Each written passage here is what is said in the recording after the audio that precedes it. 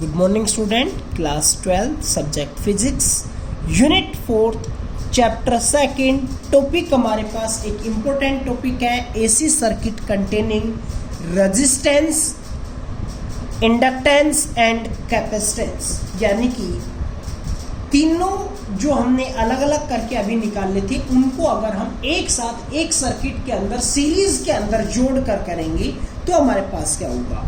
तो जिस सर्किट के अंदर resistance, inductance and capacitance series में कनेक्टेड होते हैं उसको हम आर, एल और सी सर्किट भी बोल सकते हैं।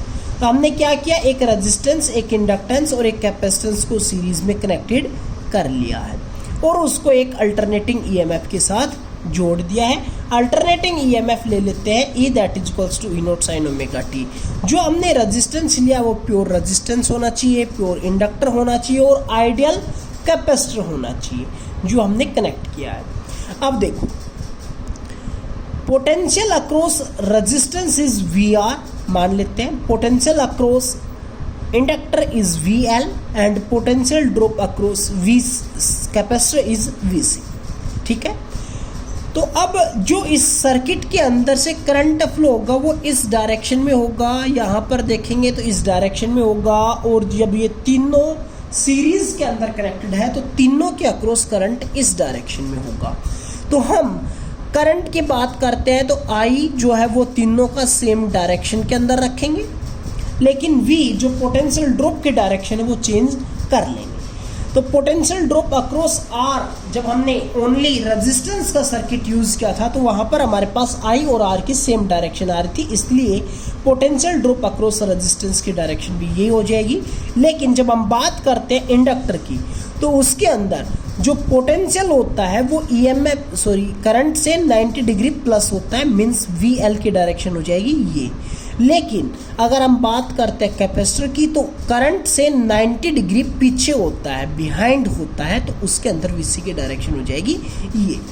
हमने करंट मानना है किसी भी एक एट एनी इंस्टेंट के ऊपर मानना है I that is equals to I naught sine omega T के इक्वल।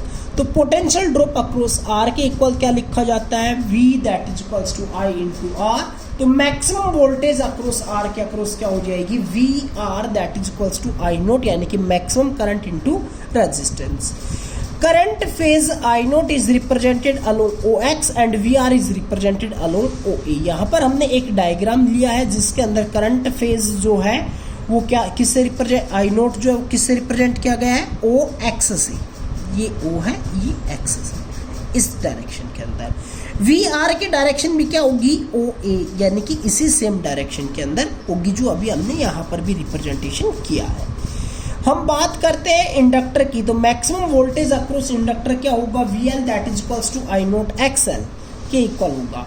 लेकिन जब बात करते हैं इंडक्टर की तो जो करंट है वो क्या करता है, inductor leads the current by 90 degree.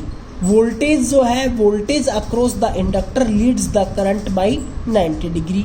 जो करंट वोल्टेज होगी वो करंट से 90 डिग्री प्लस होके जाएगी, मीन्स हमने करंट की ये वाली डायरेक्शन फिक्स कर दी तो वोल्टेज जो इंडक्टर की होगी वो किधर हो जाएगी, इससे 90 प्लस मीन्स इधर मान ली हमने। ठीक है, जो कि ओ बी से रिप्रेजेंटेशन किया जा रहा है along O Y, Y axis की तरफ, नीचे वाई डैश एक्सिस मान ली है। इसी तरह अगर हम वोल्टेज अक्रॉस कैपेसिटर की बात करते हैं तो वीसी क्या हो जाएगा, आई नोट एक्स सी, यानी कि voltage across the capacitor leads behind the alternating current by 90 degree. जो वोल्टेज होती है कैपेसिटर के अंदर वो 90 डिग्री पीछे होती है, करंट हमने इधर मानना है तो वोल्टेज किधर हो जाएगी, इस डायरेक्शन के अंदर, और उसका मैग्नीट्यूड हमने मानना है वीसी के इक्वल होगा। ठीक है, मान लेते हैं कि VL का मैग्नीट्यूड आपके पास ज़्यादा है, VC का मैग्नीट्यूड आपके पास कम है। अगर हम VL के मैग्नीट्यूड में से VC का मैग्नीट्यूड सब्ट्रैक्ट कर देंगे तो हमारे पास OB डैश एक वैल्यू मान लेते हैं जो कि सब्ट्रैक्ट करने के बाद आ जाएगी। तो अब हमारे पास एक तो वोल्टेज हो गई OB डैश और एक वोल्टेज होगी रेजिस्टेंस की इस डायरेक्शन में OA। इन दोनों वोल्टेज का जो रिजल्टेंट वोल्टेज होगी वो मान लेते हैं क्या हो जाएगी, ओके हो जाएगी। वो हमने यूज किया है parallelogram law of factor addition से कह सकते हैं, फिर triangular law of factor addition से। तो रिजल्टेंट किसके इक्वल होता है, ए का स्क्वायर प्लस बी का स्क्वायर का अंडर रूट, ठीक है, और दोनों के बीच में कोस 90 है तो कोस 90 की वैल्यू 0, यानी कि ए का स्क्वायर प्लस बी का स्क्वायर प्लस 2ab कोस 90 है तो 0 हो गई, तो पीछे वाली पूरी टर्म क्या हो गई 0। देन रिजल्टेंट क्या है ओके, और ओके किसके इक्वल होगा, ई नोट के इक्वल होगा। Then okay that is equals to O A का square plus O B dash का स्क्वायर के इक्वल होगा का अंडर रूट। ओ ए को मैं क्या लिख सकता हूँ, that is equals to V R, और ओ बी डैश को क्या लिख सकता हूँ, वी एल माइनस में वी से, दोनों की वैल्यू पुट की गई। वी आर किसके इक्वल था, यहाँ से हमने वी आर लिखा गया है आई नोट आर के, तो हमने यहाँ पर आई नोट आर वैल्यू पुट कर दी वी आर की जगह पर, और ओ बी डैश यानी कि वी एल माइनस में वी सी, वी एल को लिखा गया था आई नोट एक्स एल और वी सी को लिखा गया था आई नोट एक्स सी से, दोनों की वैल्यू पुट कर दी गई है। आई नोट अगर हम कॉमन ले लेते हैं दोनों इसमें से और इसमें से, तो यहाँ से आई नोट कॉमन लेने के बाद क्या बच गया आर स्क्वायर, और यहाँ पर क्या बच गया एक्सएल माइनस में एक्स सी का होल स्क्वायर। ओके को हम अभी मैंने बताया किसके इक्वल लिख सकते हैं, ई नोट के इक्वल भी आप लिख सकते हो। Then okay that is equals to I naught का स्क्वायर आर का स्क्वायर प्लस एक्सएल माइनस में एक्स सी का स्क्वायर का अंडर रूट होगा। आई नोट को बाहर निकालेंगे तो आई नोट का स्क्वायर अंदर था, अंडर रूट से बाहर आएगा तो हो जाएगा हमारे पास आई नोट अंडर रूट के अंदर आर का स्क्वायर प्लस में एक्सएल माइनस में एक्सी का होल स्क्वायर। ओके को अभी मैंने बताया क्या लिख सकते हैं, ई नोट, आई नोट को इधर भेजेंगे तो डिवाइड के अंदर आ गया, और ये हो गया आर का स्क्वायर प्लस में एक्सएल माइनस में एक्सी का whole square. V by I, जब हमारे पास तीनों रेजिस्टेंस कैपेसिटेंस एंड इंडक्टेंस तीनों यूज हो रहे हैं, तो वहां पर जो हमारे पास रेजिस्टेंस होता है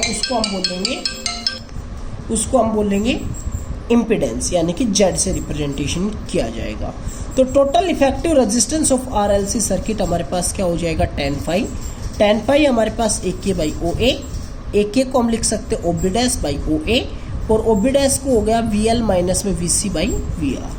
देन 10 वी एल माइनस में वी सी की वैल्यू यानी कि आई नोट एक्सएल माइनस में I naught X C divide by I naught R, I naught ऊपर से कॉमन ले लिया, नीचे से भी आई नोट से आई नोट कैंसिल, तो एक्सएल माइनस में एक्स सी बाई आर हो गया 10 अगर हम वी एल और वी सी बराबर लेंगे तो वी एल माइनस में वी सी की वैल्यू क्या हो जाएगी, यहाँ पर 0 हो जाएगी, तो 10 हो गया 0 by V R means 0, then 5 that is equals to 0। उस टाइम के ऊपर वोल्टेज और current in the same phase होंगे, एसी सर्किट जो होगा वो नॉन इंडक्टिव सर्किट माना जाएगा।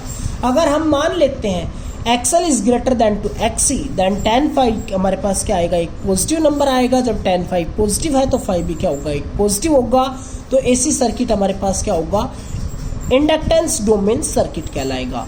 अगर हमारे पास इससे रिवर्स केस आ जाए, XC is greater than to XL, then 10 is negative and 5 is also negative, then AC circuit is capacitance domain circuit कहा जाएगा। Thank you.